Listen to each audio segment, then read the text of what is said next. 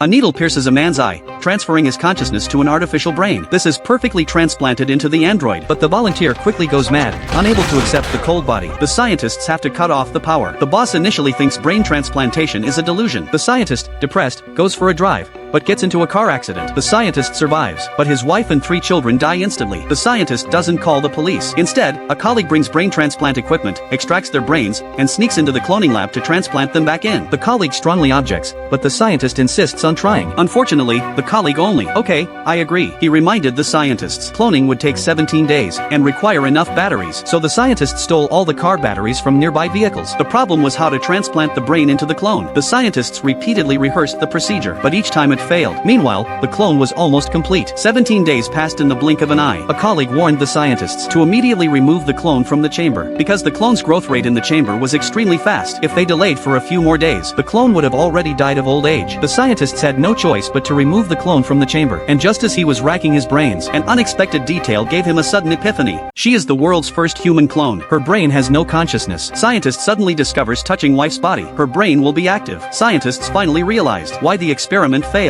It's because he tried to forcibly transfer his brain to a mechanical body, so he directly transplanted his wife's brain. Sure enough, my wife slowly opened her eyes. I saw that my wife was still a little weak. Scientists gave her a sedative and resurrected the other 2 children. Wake up the next day, looking at the lost and found family in front of me. He could hardly believe his eyes. Just then, my colleague said that there was a new volunteer in the laboratory, urging him to experiment. But scientists found volunteers had severe neurological damage, refused to conduct the experiment. But my colleague said that if the experiment fails again, the company will go bankrupt, and they stole the secret of using company equipment for cloning. The boss will also find out, so he extracted his brain, upload consciousness to artificial people. This leads to an algorithm. As a clone, the brain and body are perfectly compatible. But when he gets home, wife realizes memory loss. My daughter started having nightmares, dreaming about the tragedy of a car accident. So scientists deleted their daughter's memory of the car accident. Just then my wife suddenly appeared. Ask him what he is doing. The scientist had no choice but to tell him the truth. My wife collapsed. At dinner, the boss suddenly came to the door. He learned the scientist's secret. Ask him to hand over the cloning algorithm and his wife and children, because these 3 clones are the property of the company. But the scientist pretended to hand over the algorithm to his boss. Then he put the algorithm in a microwave and destroyed it. Finally took the family to escape, but soon the pursuers came. Scientists explained the clones all have trackers on them, but his wife suddenly ordered him to go to the clinic immediately. It turns out she used to work in a clinic intended to use defibrillators power D image tracker. A defibrillator was placed on his chest. An electric current passed through his body, damaging the internal tracking device. Company pursuers arrived at the hospital, but were unable to track him. The family seized the opportunity to escape, preparing to board a colleague's boat, but the pursuers suddenly attacked, forcibly kidnapping the 3, leaving the scientist alone. The boss knew the scientist wouldn't abandon his family. The boss returned to the company, where the scientist's colleague was. It turned out he had betrayed his teammate. The scientist quickly arrived at the company. He said to the boss, "I'll give you the brain transplant algorithm, and you can spare me and my family." But the boss refused to negotiate, shooting his colleague dead. The scientist had no choice but to submit, deriving the algorithm and handing it over to the boss, again begging for his family's release. The boss was confused. They weren't your family at all. Humans are merely the company's experimental subjects. Suddenly, an android bursts in. It turns out that while deriving the algorithm, the scientist also activated the android, imbued with his own consciousness. The bodyguards raise their guns, but to no avail. The scientist escapes the company with his family, but then hesitates, decisively getting out of the car and rushing back. At this moment, the boss is about to be strangled. The scientist stops him in time. The boss tells the scientist that even if he dies, the other executives won't let him go. The scientist then makes a deal, extracting his brain. 17 days later, the scientist resurrects his deceased youngest daughter, and the whole family is finally reunited. The boss is also successfully resurrected, and starts a business providing extended battery life services to the wealthy, making a fortune. But in the face of enormous profits, science becomes a tool for making money. Light a match, light a cigarette, take a leisurely puff, pour a glass of champagne. The writer always treats himself after finishing a new book, but soon after, he was in a car accident. Someone pried open the car door, rescued the writer, carried him home. The woman said he had broken his leg, but she happened to have worked as a nurse. She was also the writer's #1 fan, but the writer was a little worried. A blizzard destroyed transportation and communication in the area. The woman told him not to worry, because she had notified the writer's agent. So the writer agreed to let her read his newly finished manuscript, but the woman was not satisfied with his new work. She accidentally spilled soup on the bed and went berserk. At this point, the writer began to realize there was something wrong with this fan in front of him. Soon the woman bought the writer's previous new book. She shared it with the writer every day, sharing her thoughts, because she really liked the female lead. She was was looking forward to what kind of ending the author would give her. That night, the author was suddenly awakened by the sound of the door opening. The woman cursed the author as a despicable person. It turned out he had written the female lead's death in the ending. Although he explained gently, the woman became even more agitated. She then said he hadn't told anyone about his car accident. The author finally realized he was being held captive. So, while the woman was out, he crawled towards the door, but the door was already locked. In the morning, the woman found the author asleep on the floor. She forcefully carried him back to bed, saying she had a surprise for him. She pulled in an oven, a can of fuel, and matches. His latest manuscript was in his briefcase. She poured the fuel on the manuscript. Threatened by fans, the writer threw matches at his manuscript, watching it burn to ashes. He was in great pain, but then the woman brought out a typewriter, demanding he write a novel to bring the heroine back to life. But seeing the hairpin, the writer had an escape plan. He intended to trick the woman into going to town to buy paper, but she became angry, feeling that she was being overly demanding despite her hard work caring for the writer. The woman still left to buy him paper. The writer seized the opportunity to pick up the hairpin and molded it into a suitable shape to use as a key. Finally, the door opened. He tried to open the front door, but couldn't. He prepared to call the police for help, but the phone was disconnected. Seeing the painkillers, the writer had a new idea. He stole the medicine and went to the kitchen, but his wheelchair was stuck in the door, so he had to crawl. The method. He originally wanted a weapon, but the woman just returned. The writer hurriedly crawled towards the door. Just then, the woman arrived home. Seeing the writer not only covered in sweat, but also appearing panicked, she couldn't help but become suspicious. But the writer pretended to be in excruciating pain from his wound, and asked the woman for painkillers. The woman didn't suspect anything, but he didn't take the painkillers, and poured all the powder into a paper bag. Then he began writing a new novel. If the woman wasn't satisfied with a certain plot, she would angrily yell at him. Seeing the writer about to resurrect the female lead, she excitedly spun around. Taking advantage of the woman's happiness, the writer asked to have dinner with her. The writer suddenly said,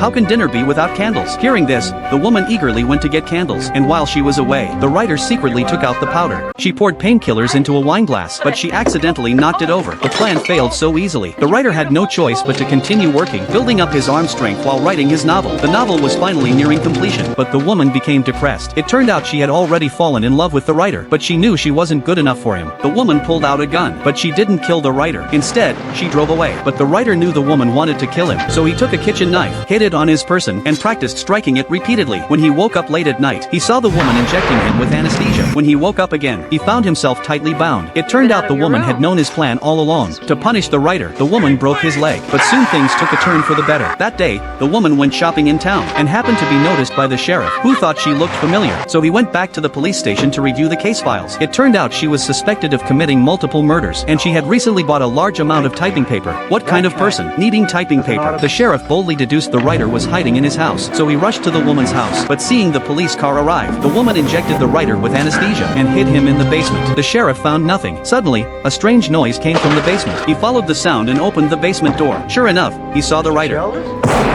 Then the woman prepared to kill the writer first, and then commit suicide for love. But the writer said, "It doesn't matter if you kill me, but your beloved heroine must live." Finally, the writer continued writing. Soon he finished writing, but he lit a match and began to burn the manuscript. The woman went mad. The writer seized the opportunity and brutally knocked her down. Finally, he picked up a heavy object and killed the madwoman completely. The writer returned to a normal life. One day, he saw the woman dressed as a waitress and holding a knife. The scene changed. It was another strange woman. It was just a hallucination. All that he had experienced had long since become a shadow. He could not completely escape it.